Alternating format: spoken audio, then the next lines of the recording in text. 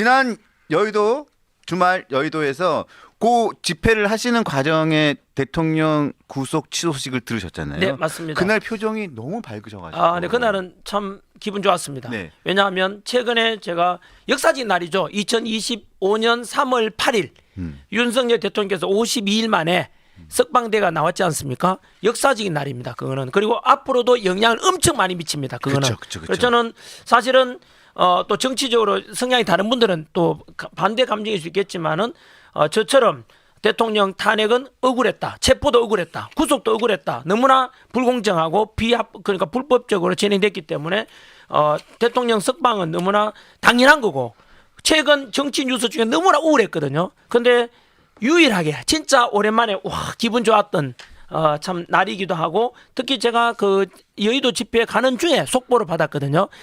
너무 기뻤어요. 아 진짜 그래서 또 그 생각이 났어요. 우리 2002 월드컵 한일 월드컵 때 그 4강 진출할 때 와 막 그랬지 않습니까? 오랜만에 제가 그 감정을 한번 느꼈어요.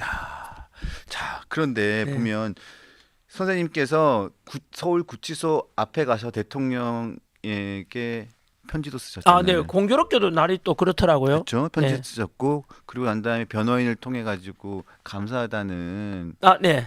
변호인을 통해서 그 당시에 구치소에 계실 때 네. 대통령 구치소에 계실 때 감사하다는 메시지도 전달 받으셨잖아요. 정확하게 그렇죠. 3월 6일 목요일 날 제가 국민 여러분께 한참 민주당에서 이재명에서 막 여론 있잖아 몰이 하지 않습니까? 뭐 탄핵 뭐 인용된다는 식으로 막 여론 몰이하니까 그게 맞서 가지고 저도 우리 질 수 없지 않습니까?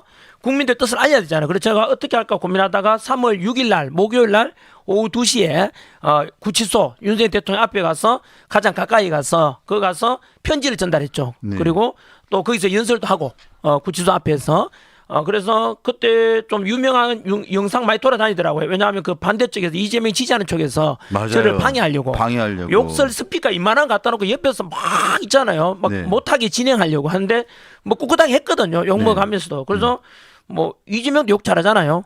그 사람 그쪽 계열이 좀 욕을 잘하나 봐요. 네, 그래서 어쨌든 잘해요. 예. 그리고 남들한테 방해하는 것을 옳지 못하잖아요. 그건 네. 협박이잖아요. 그래서 그 속에도 꿋꿋하게 했고 그 집회 이후에 이제 편지를 변호인단에 전달했고 그 그렇죠. 편지를 대통령께서 받았다고 그래서 저보고 너무 고맙다고. 왜냐하면 그 내용이 바로 대통령께서 지금까지 잘 꿋꿋하게 지켜줘서 고맙다. 그리고 국민 함께한다. 그리고 반드시 이길 것이다라고 했거든요. 그래서 되게 고맙다는 인사를 직접 전해드렸고 다음 날이 3월 7일이죠. 그렇죠. 3월 7일이죠.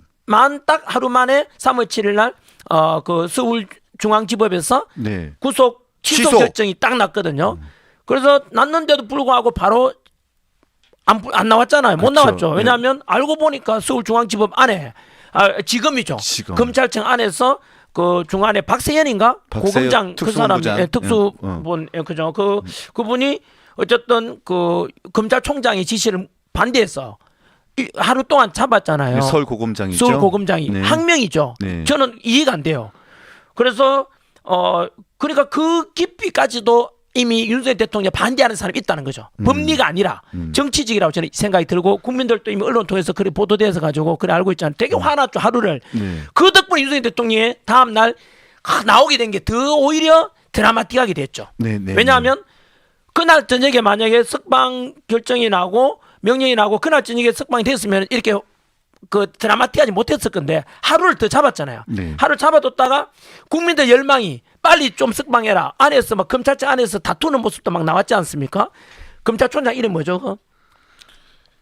심우정 검찰총장은 전체 회의에서 만장일치로 석방하기로 결정했다 했잖아요. 그러니까 즉시 항고인가 그걸 안 하기로. 즉시 항고를 네, 안 하기로. 했죠. 그러면은 왜 위원이니까. 그러니까 위원 됐거든. 그게 2012년에 그 위원 이미 나왔지 않습니까? 93년도 나왔고 2012년 두 번이나 위원이 그렇죠. 나왔죠. 그러면은 당연히 풀려야 되는데 안에서 항명이 있었다는 거지. 그건 저는 야 이거 말이 되나? 검찰총장의 권한이고 그다음에 전체 뭐라죠? 합의 전체 만장일치로 그렇죠. 하기로 했는데 고검장 밑에 있는 사람이 대검 수뇌부에서 다 결정한 그러니까 그거를 문제인데. 밑에서 항명이잖아요. 있을 수 없는 거죠. 그것도 저는 어쨌든 그래 국민들이 막 공부하고 있는데 토요일 날 4월 8일 날 오후 2시 30분 정도에 제가 여의도 집회 가는데 속보가 떴더라고요. 맞아요. 예, 딱 그 즉시 항고 안 하니까. 오후에 딱 예, 떴죠. 그리고 그날 저녁에 해질 무렵에 윤석열 대통령께서 구치소를 나오셨죠. 드라마틱했죠. 드라마틱했죠. 그때 와 너무 뭐 그거는 두고도 역사의 한 장면이 됩니다. 네. 왜냐하면 현직 대통령이 체포 구속된 것도 초유의 사건이고 52일 동안에 계시다가 그 속에서 국민들이 많이 봤잖아요. 한 번도 비굴하지 않았습니다. 그 이재명 지시를 받은 민주당 쪽에서는 불법 체포, 공수처, 서부지법의 불법 구속 막 이게 됐잖아요. 그 속에 대통령께서는 한 번도 이렇게 흐트러짐이 없었습니다. 국민들이 다 지켜보잖아요. 얼마나 안쓰럽습니까? 그래서 헌법재판소에 와가지고 재판 심리 과정에서 와서 떳떳하게 이야기하지 않습니까? 그래서 반론 제시하고 그런 거 보면서도 국민들이 우리 이제 진실을 그 사이에 알게 됐잖아요. 억울하게 구속된 거를. 그럼에도 불구하고 대통령께서는 흐트러짐이 없었고 그걸 이제 지지하는 국민들은 나올 때 와 너무 감동했죠. 국민들 저도 막 울고 막 눈물 나더라고요. 특히 대통령께서 바뀌었잖아요. 자세가. 그건 아마 두고도 역사의 한 장면 될걸요. 90도로 인사하는 거. 네. 그리고 그 자세히 비춰지대요. 눈물을 꼭 참고 있는 모습. 야 그거 보면서 저는 윤석열 대통령 원래 사람이 힘든 일을 겪으면은요 성경 속에 그 말이 나옵니다. 고난 당하는 것이 나에게 유익이라. 우리 집에만 왜 이런 일이 왜 나에게만 이런 일을 할지 몰라도 저 역시 이제 그 중간에 제가 학원 사업하다가 출판사다 부도나서 밑바닥에 10년 신불자 생활했거든요. 그러세요? 10년 네, 노량진에 공무원 강의하기 전에 그런 걸 겪으면서 그 당시에는 와씨 왜 드라마에 나오는 이런 일이 저 신불자에다가 집도 없고 이제 그죠 월세로 가고 자동차도 채권자 가져가 버리는 이런 생활 10년 했거든요. 왜 나에게 이런 일이 있지라고 막 하지 않습니까? 근데 우리 어르신들 말씀이 다 맞는 것 같아요. 젊을 때 고생은 돈 주고 사서도 한다. 그리고 고난 당할시 나에게 유익이고 그 고난 당하는 만큼 아프면 성숙한다는 말도 다 맞는 것 같아요. 제가 밑바닥 10년 생활 했기 때문에 그 이제 완전 새 사람으로 거듭난 거죠. 겸손도 알게 되고 힘든 사람의 심정 이해도 하게 되듯이 윤석열 대통령께서도 52일간 구치소에 갇혀 계셨잖아요. 그렇죠. 그 기간 동안이 엄청나게 저는 뭐 대통령한테 감히 할 말씀 아니지만 성숙됐을 거라고 봐요. 뭐냐면은 잘 나갈 때는요. 잘 나갈 때는 성숙되지 않습니다. 지 잘난 줄 아는데 힘든 거면은 우리 군대 생활도 갔다 오면 인간 된다 하잖아요. 군대 네, 남자들은 네. 그 군대가 인간 만들어주는 게 아니고 그 현실에서 떨어져서 멀리서 바라보잖아요. 그러면은 객관에서 볼 수 있어요. 예를 들면 이것도 마찬가지로 이거 뭐 물병을 가까이 너무 가까이 보면 잘 안 보이잖아요. 좀 멀리서 보면 객관에 볼 수 있어요. 군대도 3년간이나 2년간 이래 집에서 떠나서 생활해 보면은 멀리서 바라보면 인생이라든가 자기 자신을 객관에서 볼 수 있거든요.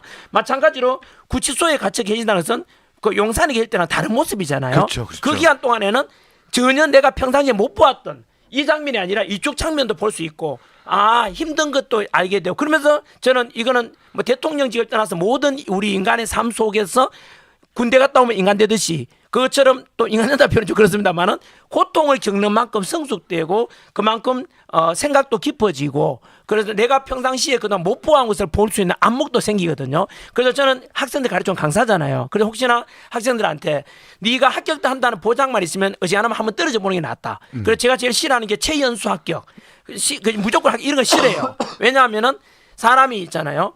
그 떨어져도 보면 그 심정도 알게 되고 그래서 성숙되거든요. 그렇죠. 그것처럼 저는 윤석열 대통령께서 이번에 비록 힘들었지만은 그 속에 국민들도 대통령의 진심을 알게 되고 대통령께서도 국민들이 얼마나 대통령을 존경하고 사랑하고 진짜 우리가 대통령을 지키겠다는 마음이 얼마나 큰지 깨닫게 됐잖아요. 그래서 저는 그것이 드러난 게 나오셔가지고 하는 인사 그렇게 진짜 이렇게 해가지고 인사 탁 하는 거 보고 저는 와 엄청 감동했습니다. 진짜 국민한테 감사하고 섬기겠다는 생각이 있구나. 그리고 눈물을 꽉 참고 있는 것을 보고 저것도 막 울었었거든요. 우리 막 우는데 저는 못 참을 것 같은데 대통령이 있잖아요. 끝까지 참는 걸 보고 역시 다르다 저분은. 역시 그래서 제가 그리고 또 이제 그 관지에 돌아오셔가지고 발표했던 거 보면은 참 저를 지켜준 것에 대해서 감사하다. 국민께 감사하고 미래 세대, 2035 세대, 미래 세대에 대해서 감사하다. 그리고 대통령 지키기 위해서 희생된 분들 있잖아요. 그쵸. 안타깝게도 또 그런 분도 계시고 또 갇혀 있는 분도 계시고 그런 분들에 대해서 다 미안하고 고맙다는 말씀 하셨거든요.